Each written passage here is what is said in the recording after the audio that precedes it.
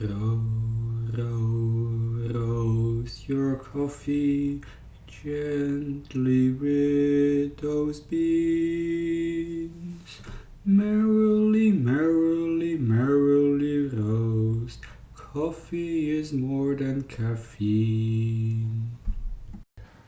Hello and welcome to another episode of Merrily Roasting with me, Francis Peck. So what do I have to do this episode?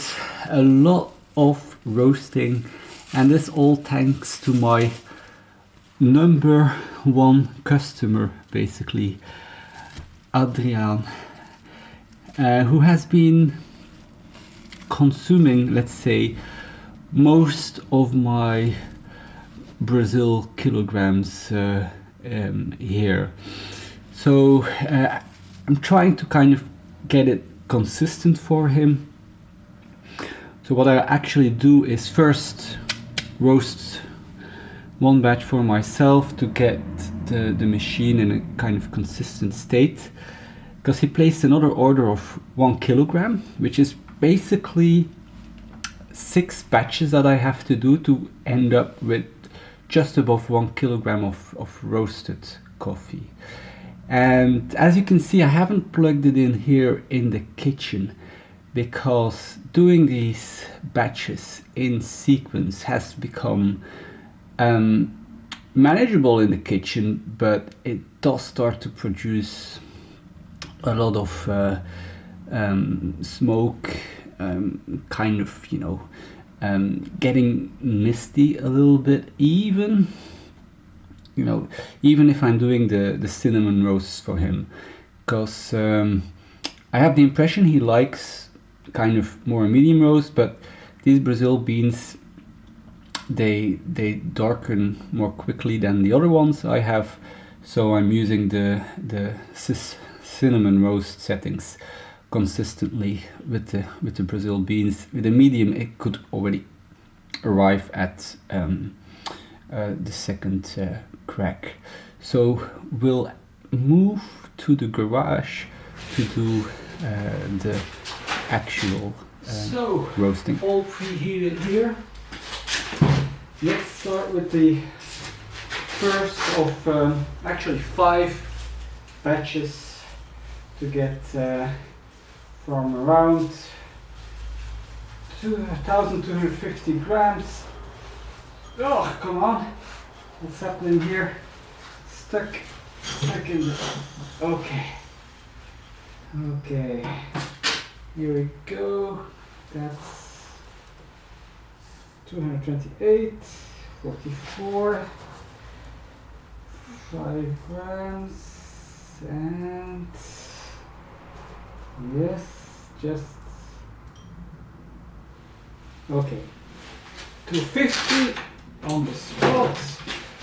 So this is preheated from just a batch I do to initiate the roasting cycle for a, let's say, customer.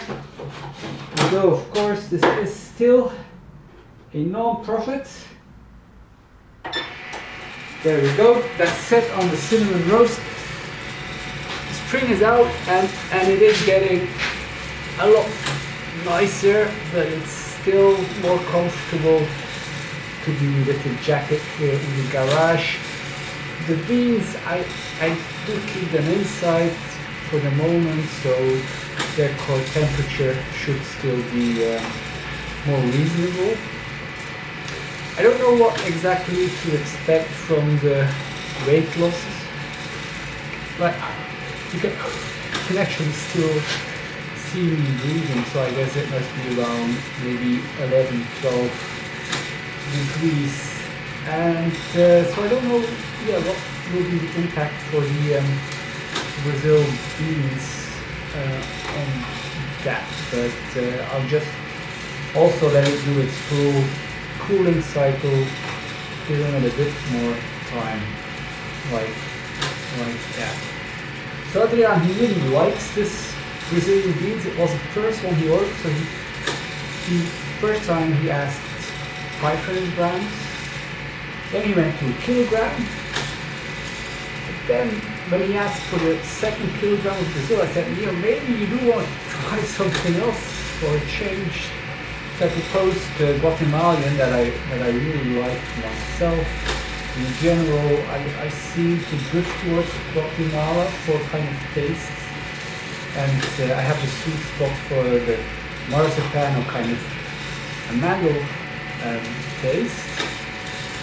So he tried it, he liked it, but and he went back to just wanting to Brazil. So people have their favorite tastes, of course, and somebody likes to just really stick with it, and then others like me, once you start really wanting to discover different tastes, and then you end up roasting at home and everything, you might have your real favorites, but you still also kind of want to keep testing new possibilities, never knowing what might still be out there. So for the remainder of this set, I'll put it to time lapse and quickly handle those batches. Then we'll just report at the end what were the rate losses. You can compare that to previous roasts and see if the garage makes a big difference. So made it to the final batch for Adrian. Alright, let's see. We have quite a bit of variability. The first one was, what was it, 209, and then we had very consistently 214. Now, so I was doing a different batch for myself before to get to like a consistent result. Then I figured I had other plans, so I actually only started later here in the garage with a preheat of 230 setting temperature for just 5 minutes. So apparently that is quite different than having a full roast cycle with the cooling that brings you to a very stable 60 degrees for this whole machine and the container. And so for those other roasts, I did get 214 quite consistently. Actually, this last one should be a few grams less because now this one is 214 and a half. Yeah, I found like 2 grams are still sitting in the bag, which was my temporary kind of solution of trying to optimize the procedure. So you see, when you're trying to roast a lot with this kind of batches, you try to have like a workflow, so you lose not a lot of time in the middle. But you have to be careful, like the very first one that I was roasting here, and then kind of not really staying in the garage. I do have like a direct view in case a fire would start, but I mean, I know these beans, and so I wouldn't advise it though. But I could have an eye on it.